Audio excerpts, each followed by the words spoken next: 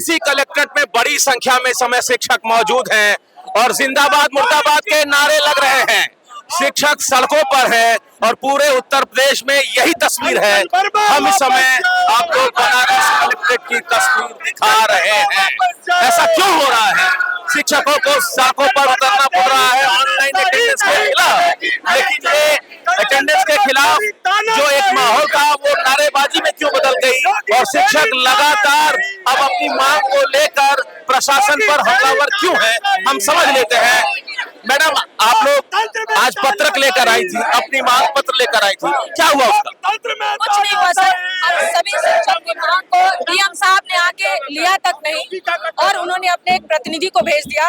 और सोच लीजिए, हम शिक्षक की इतनी जो जायज मांगे हैं उसको डीएम साहब के पास इतना समय नहीं है कि डीएम साहब आके हम सभी से वो पत्र के हम लोगों का। तो ऐसा क्यों कर रहे हैं? मतलब आप लोग शिक्षक हैं, आप लोग इतना एक पवित्र कार्य कर रहे हैं, देश और राज्य की भविष्य जो है आप लोग के हाथ में है, तो डीएम से आप लोगों ने पूछा नहीं कि आपके पास इतना भी समय नहीं है? डीएम साहब आते तब ना आदमी पूछता। डीएम साहब ने तो अपने एक प्रतिनिधि को भेज दिया। उन्होंने इतना तक जरूरी नहीं समझा कि जहां उनके साथ इतनी उनकी माँ जो उनके साथ हमेशा खड़ी रहती है, चाहे हमारा शिक्षण कार्य हो, चाहे उसके अतिरिक्त जो भी प्रशासन के लिए काम दिया जाता है। इवन क्या मैं बताऊं कि G20 में सड़क नापने से लेकर दिया जलाने से लेकर कोई भी आता है उसके रोड पे खड़ा कर देंगे झंडा लेके। हम लोग सब के सब अपना स्कूल आवर के बाद हम सारा काम करते हैं। उसके बाद भी डीएम साहब के पास इतना समय नहीं मिला। शिक्षकों के बिना इनकी कोई योजना पूरी नहीं होती है। कोई भी कार्य हो शिक्षक को लगा दिया जाता है, चाहे चुनाव हो, चाहे बाल गणना, चाहे हाउस होल्ड सर्वे, देव दीपावली, कोई इज्जत नहीं मिल रही है। कोई इज्जत नहीं, कोई सम्मान नहीं। माननीय प्रधानमंत्री जी के संसदीय क्षेत्र से मैं आज ये आह्वान करता हूँ कि आज के बाद शिक्षक केवल पढ़ाने का काम करेंगे और सरकार का एक भी काम करने नहीं हम विभाग के सारे व्हाट्सएप ग्रुप, सारे ऐप से अपने आप को डिलीट करेंगे। और एक चीज और, आप पत्रकार हैं, आप हमारी तरफ से डीएम साहब से पूछेगा कि विद्यालयों में कहीं सफाई कर्मी नहीं है और हमारे अध्यापकों को सस्पेंड किया जाता है कि शौचालय साफ नहीं है, सब विद्यालय नहीं साफ है। हर चीज के लिए मतलब एक अध्यापक को गुनाहगार बना दिया जाता है। सिंपल सी चीज, एक चीज और आप समझिए कि हमको जितने ऐप सरकारी दिए जाते हैं वो कभी नहीं चलते हैं। जब हम लॉगिन करते हैं सबसे घटिया ऐप खरीद के हम लोग के सुपुर्द कर दिए जाते हैं, जो रात के 11 बजे के बाद चलेंगे। हम लोग दिन भर नौकरी करें और रात को उनके ऐप पे काम करें और वो भी नहीं चलता। अब सीधे सीधी बात, अब सीधे सीधे आर पार की लड़ाई है। आर पार की लड़ाई एकदम पूरे प्रदेश के शिक्षक, सारे शिक्षक संघों ने ये निर्णय ले चुका है कि 29 जुलाई को महानिदेशक निशांतगंज कार्यालय पे हमारा अनिश्चितकालीन धरना होने जा रहा है। आज के दिन भी कंचन वर्मा हमारे जो डीजी हैं, उन्होंने हमारे संगठन के प्रदेश अध्यक्ष को बुलाए थे। उन्होंने स्पष्ट मना कर दिया कि जब तक डिजिटल हाजिरी हमारी समाप्त नहीं की जाती है हम वार्ता के लिए कतई तैयार नहीं। और हम लोगों को ये कहना है कि ये कार्यक्रम पूर्व नियोजित था। ये कार्यक्रम पूर्व नियोजित था कि 15 जुलाई को धरना होगा।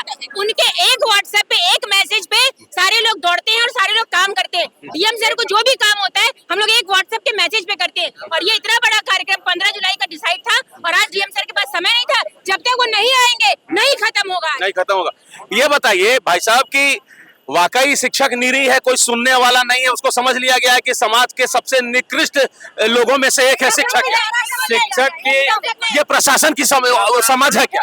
प्रशासन शिक्षक का यही एक चित्रण समाज में करवाना चाहता है, जबकि काम हमसे सब करवा रहा है। और ये भी बता रहा है कि शिक्षक कुछ नहीं कर, हमारी इमेज बना रहा है कि ये कुछ करते नहीं है, समय से आते नहीं है और इम्प्रेशन हमारा डलवा रहे हैं कि हम बेकार है। अच्छा, अब एक मेरी बात सुन लीजिए। एक बात बस मेरी सुनिए। आप पत्रकार बंधुओं से सादर अनुरोध है कि इस तरीके की भाषा हम शिक्षकों के लिए ना प्रयोग करें।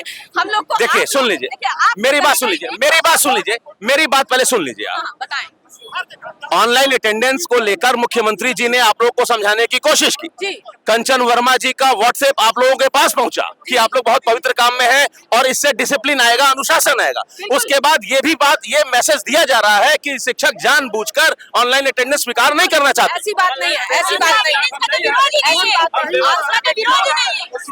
हम अटेंडेंस के खिलाफ हमको चोर साबित करने के लिए ये चोर सिपाही का खेल खेल रहे हैं। यही सवाल कर रहा हूँ कि क्या साबित करने की कोशिश हो रही है? बिल्कुल शिक्षा में ही ऑनलाइन अटेंडेंस होगा। सारे सरकारी कार्यालय में ऑनलाइन अटेंडेंस होना चाहिए। पहली बात अटेंडेंस हो जाए हम मंजूर कर लेंगे। हमें और विभागों की तरह कैशलेस हर विभाग में होना चाहिए। सिर्फ शिक्षक के पीछे लोग तलवार लेके क्यों खड़े हैं? क्या शिक्षक चोर है? शिक्षक चोर नहीं है, वो अपना काम ईमानदारी से करता है, कोई नहीं करता। अगर किसी भी व्यक्ति को 365 के 365 दिन एक जगह एक स्थान पर निर्धारित समय पर पहुंचाना मुमकिन है, अगर है तो हम भी पहुंचेंगे। सारे विभाग के लोग अगर 365 दिन निश्चित समय पे पहुंचते हैं तो हम भी पहुंचेंगे। लेकिन ऐसा अब मतलब ये क्लियर हो गया, ये सुन लीजिए, मेरे पास सवाल सुन लीजिए। अब ये क्लियर हो गया कि अब कोई भी बात तभी होगी जब ऑनलाइन अटेंडेंस का फैसला वापस होगा। नहीं, ऑनलाइन अटेंडेंस की समस्या नहीं है। ऑनलाइन अटेंडेंस देने को तैयार है। हम जब जाएंगे तो ऑनलाइन देने में क्या दिक्कत है? हमारी जो टेक्निकल प्रॉब्लम है हमारी तो पूरा कीजिए, हमें भी तो कुछ सहूलियत दीजिए। जब तक कोई सहूलियत देंगे नहीं कैसे पूरा होगा? आप हमारी बात सुनेंगे नहीं। विद्यालय टाइम में हमारे घर का कोई बीमार, विद्यालय टाइम वाले में विद्यालय पहुंच गया, विद्यालय टाइम में हमारे घर का कोई आदमी बीमार हो जाता है या कोई एक्सपायर हो जाता है, उस टाइम में हमारे लिए क्या व्यवस्था है? अब मेरी बात सुन लीजिए। हाँ, एक सवाल पहले हो जाने दीजिए। सर, एक बात मेरी बात सुन ले। बहुत ही सिंपल सी चीज है कि ये ऑनलाइन अटेंडेंस सभी मानवीय मूल्यों को खत्म कर देने वाला है। अगर कोई रास्ते में जा रहा है और अगर कोई भी किसी को कुछ होगा तो उसको तो ये हड़बड़ी रहेगी कि हम वहाँ नहीं पहुँचेंगे तो हम आज उपस्थित हो जाएंगे। स्कूल में कोई बच्चा अगर बीमार पड़ जाता है, गिर जाता है, तो कौन शिक्षक निकलेगा उसको ले जाने के लिए? वो तो सोचेगा कि शाम को भी अटेंडेंस मेरी मिस हो जाएगी। तो बताइए ये गलत है कि नहीं? कहाँ से हम लोग नाजायज मांग कर रहे हैं?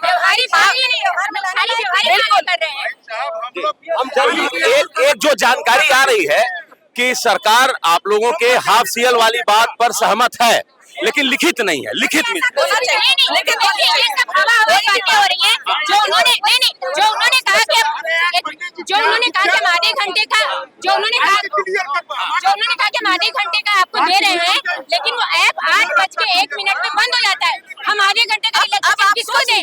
किसको स्पष्टीकरण दें? 5 मिनट में यहाँ देरी होने लगी, रास्ता क्लियर करने की बात होने लगी। हम लोग इतने परेशानी में हम अब लोग। मेरा आखिरी सवाल है, एकदम आखिरी सवाल। अब आखिरी सवाल सारे कार्य शिक्षकों से कराए जाते हैं, जनगणना से लेकर चुनाव तक।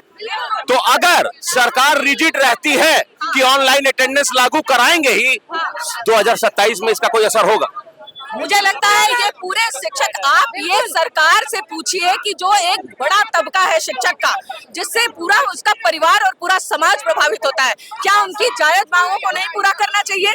हमारी मांगे वो पूरी करें। मैं पूछ रहा हूँ, अगर वो रिजिड है तो क्या होगा इसका असर? जवाब दिया जाएगा। कर्मचारी, सारे कर्मचारी उनके खिलाफ होंगे, चाहे जिस विभाग के हो। कैसे करेंगे चुनाव? करा लेंगे चुनाव। पति भी आता है तो हमको एयरपोर्ट बुलाते हैं लोग अगवानी करने के लिए, दिया जलाने के लिए, जबकि वहाँ कोई टॉयलेट नहीं है। सुई से धागा तक मुझसे काम लिया जाता है। 2027 में असर पड़ेगा? बहुत असर पड़ेगा। क्या असर पड़ेगा? सरकार के विरोध में रहेंगे, पूरा कर्मचारी सरकार के जमीन पे लगेगा। शिक्षक के अलावा कोई कार्य अभी नहीं 5 करेंगे। सितंबर आएगा तो शिक्षकों के सम्मान के लिए पूरे शासन वो दिखाएगा कि हम शिक्षकों का सम्मान कर रहे हैं। आज क्या है, आज शिक्षक रोड पर है। अगर स्कूल में जो उपचुनाव होना उसी में असर पड़ जाएगा। 27 तो बहुत दूर है, अभी जो उपचुनाव 10 विधानसभा का ना उसी में असर पड़ेगा। तो देखिए, शिक्षक जो हैं वो नाराज हैं। शिक्षकों का कहना है हमारी मांगे जायज है, हमारे जो अधिकार हैं उनको भी आप तवज्जो दे, हम अपना कर्तव्य पूरा कर रहे हैं। लेकिन जो समस्याएं हैं, व्यवहारिक समस्याएं, आप उन समस्याओं को पहचानिए, हमारी मांगों पर भी ध्यान दीजिए और सिर्फ मौखिक नहीं, लिखित आदेश लागू करिए। हाफ सीएल सहित जो 2-3 मांगे हैं उसको पूरा करिए। हम ऑनलाइन अटेंडेंस से नहीं भाग रहे हैं, नहीं तो शिक्षक रूठा तो 2027 में बीजेपी का तिलिस्म टूटा। Amit Singh, TV9 UP, Varanasi.